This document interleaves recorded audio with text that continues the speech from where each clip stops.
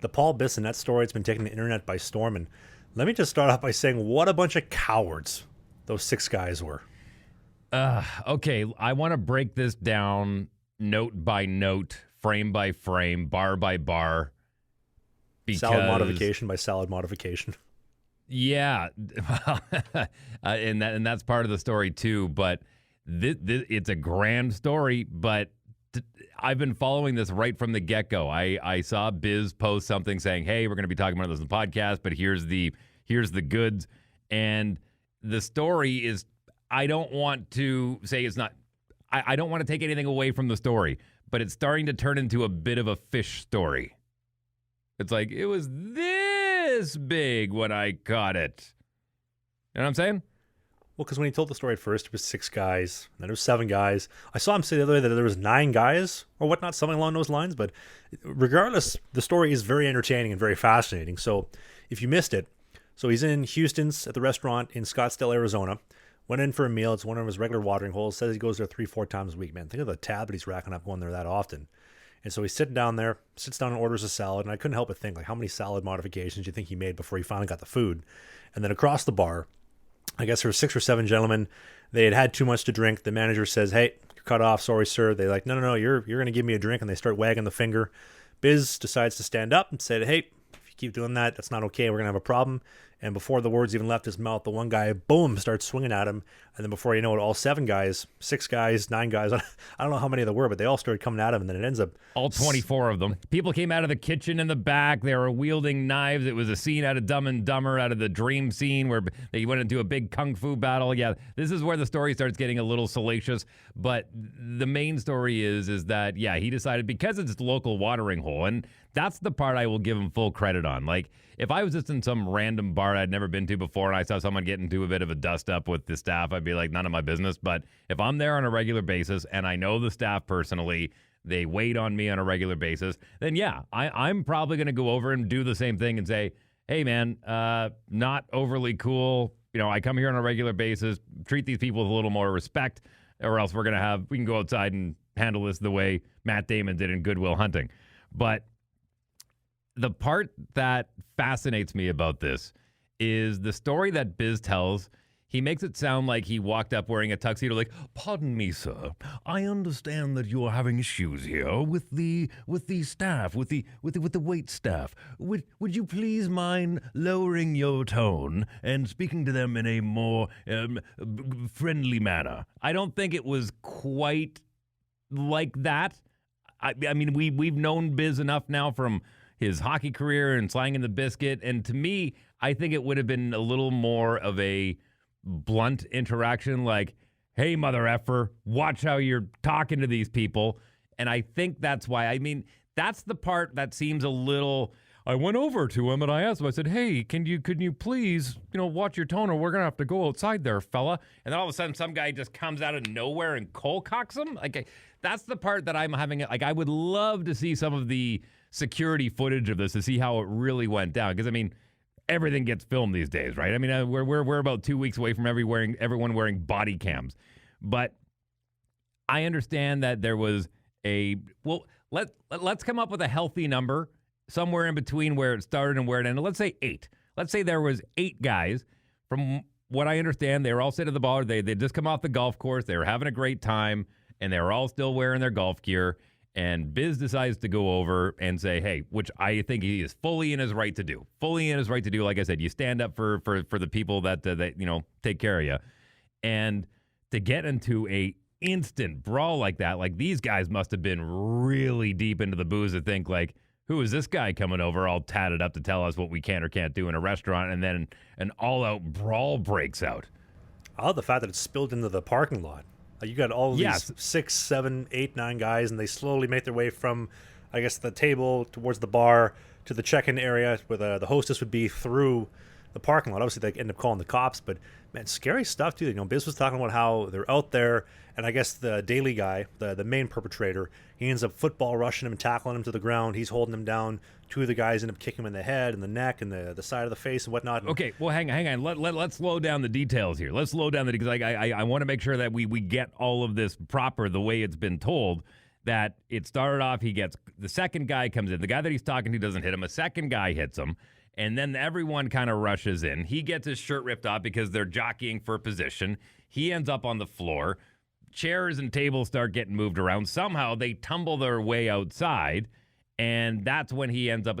And to his credit, I give Biz a lot of credit. He goes, I took a lot of shots and I gave a lot of shots. I don't know if you've seen any of the footage, but a few of those guys looked a little banged up. Well, we'll get there in a second. Yeah, we'll get to that in a second. So they end up outside. He loses a shoe. He ends up on the ground. They lay a few boots to him. He loses his second shoe. Eventually keeps rolling, like this is a scene out of Everything Everywhere All at Once. Eventually rolls into a CVS, and by the time he gets into CVS, and he even said that all of this took place in about 3 to 3.5 minutes. But you're missing the football tackle, though. So in between the first shoe coming off and the second shoe coming off, the main guy, Daly, which we'll talk about him in a second, Sean Daly, he football tackles Biz and gets him on the ground and was able to hold him down while the other two big guys, the Carroll brothers, end up giving him a couple kicks. So that's what that comes in. And now this is also where I get a little bit fishy, as does Dave. So the guy's holding him down, then lets him go to try to wind up and kick him, but falls over mid-kick, and this is when Biz was able to escape and run into the CVS. And this is scary stuff, though, man. If they kick you from behind in the back of the head the wrong way, you're out. And with guys on that much booze, you don't know what they're going to do. So, and also, I'd be concerned about them having guns, too. But nonetheless, man, it's a good thing that he made it back into the CVS. Well, and you were telling me that it sounds like they were from overseas. They were over in somewhere in Ireland, that they had come over and then were on a bit of a golf trip. So unlikely that they had guns, thank goodness. But, Scottsdale, you never know.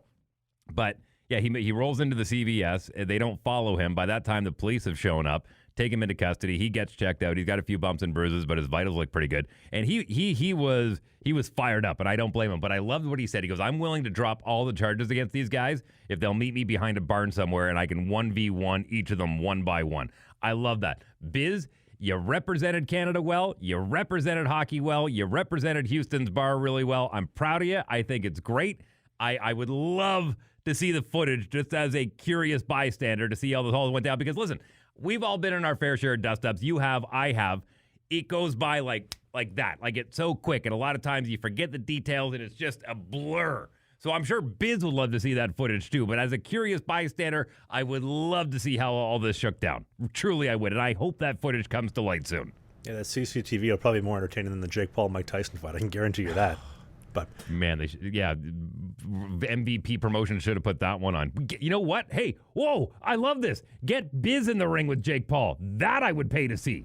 He's already tried that. Jake Paul said he's not fighting guys who doesn't know how to fight. What? Biz knows how to fight. Yeah, there's actual video. Jake Paul said, I will not fight guys who don't know how to fight. And so nobody would watch it, is what he said. There's a video of it. I'll put it on the video version of the show, but that's what he said. Wow. Well, okay. Well, Jake Paul's picking and choosing his fights. That's what you do as a prize fighter, I guess. But back to Biz. Look. I'm kind of amazed the fact that, so he said it was like 2 to 3 minutes by the time it started to when he's in the CVS.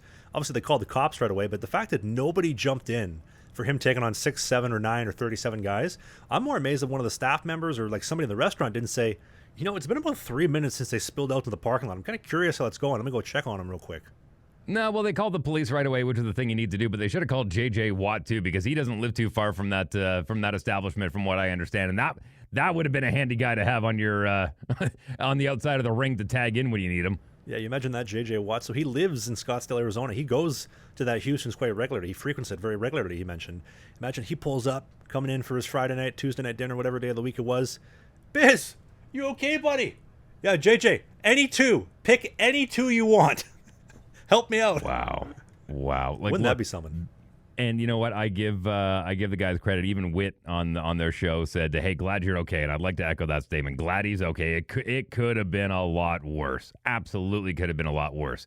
Obviously, these guys' blood alcohol levels were way higher than the legal limit. Don't know where Biz's was at the time, but man, I'm proud of you. I'm taking you at face value. I'm taking at your word. The amount of people in the fight seems to be growing every time the story gets told, but it's the way it goes. Listen, even if it was 3 guys, 4 guys, I still would have been impressed. But no, I'm happy he, like I said, I'll say it again. I'm happy he represented Canada well. He represented hockey well, and he represented himself well. And it's going to take a little while for him to come down off of that. But man, what a story for the ages. That's like some Steven Seagal level stuff. Like the fat guy, the guy in the middle of all the pictures of the wanted guys. That guy just gets buckled by Biz. And he's on the pavement, and then the other guy comes up and he football tackles the guy. And if you looked at the picture of all their mugshots, those guys got messed up. Like, they took some damage and they were defeated. I mean, you're not gonna come into the police station and be like, yeah, like high fiving after you guys couldn't take off one guy off the streets. But man, they took some damage. But this is also some interesting stuff. I wasn't able to find any videos covering this, but this is some interesting news. So the guys are Irish, come from Ireland. They come for a golf trip, and the main guy, Sean Daly, I believe his name was. Yep, Sean Daly, 29 years old, born in 1995. They busted him with a fake military ID. So they're going to be charging him with a forged military ID, which I thought was very interesting.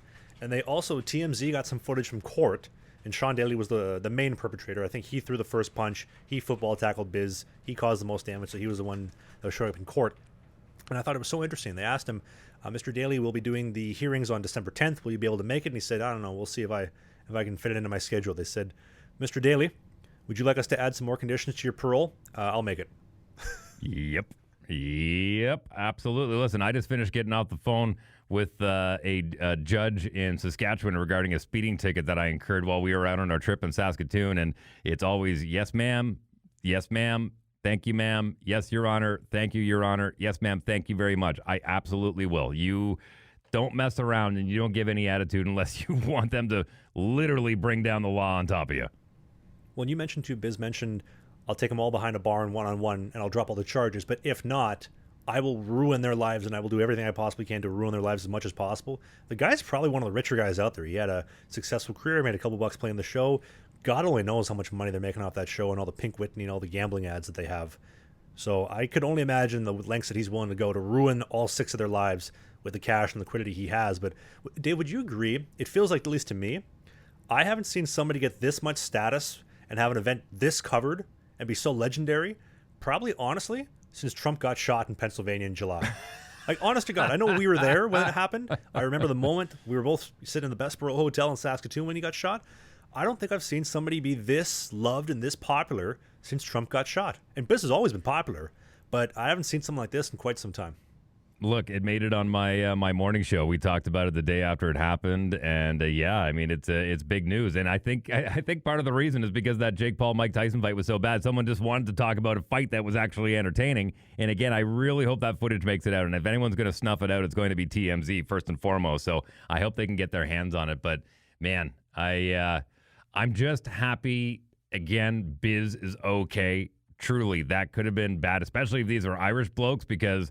Yeah, I mean, it's when you're fighting over there, it's a little bit different. You know what I mean? Like it's they were probably a little more fired up. They're in the United States, and yeah, that could have been a lot worse. It's a good thing Biz knows how to handle himself. And as far as the whole lawsuit thing, take it from a guy who went through a lengthy lawsuit. They're not fun, man. They're not as cool as they make them look on Law and Order and Suits and all of these law shows that you see. They're not a lot of fun. They're not cool. They do nothing but drain your bank account and make lawyers richer.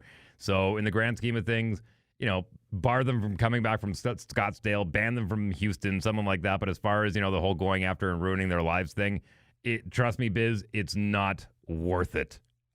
Believe me, it's not worth it. Let us know in the comments section. What do you think? Should Biz ruin their lives? Should he let it go? Would you like to see that replace the next Jake Paul fight? 1v1, Biz behind a barn with all 7 guys, whatever it is. Leave in the comments section. Me and Dave would love to Hey, more hockey content. It's might be old, it might be new, it might be a full episode, it might be a half episode, but you can click these boxes because who doesn't like clicking boxes?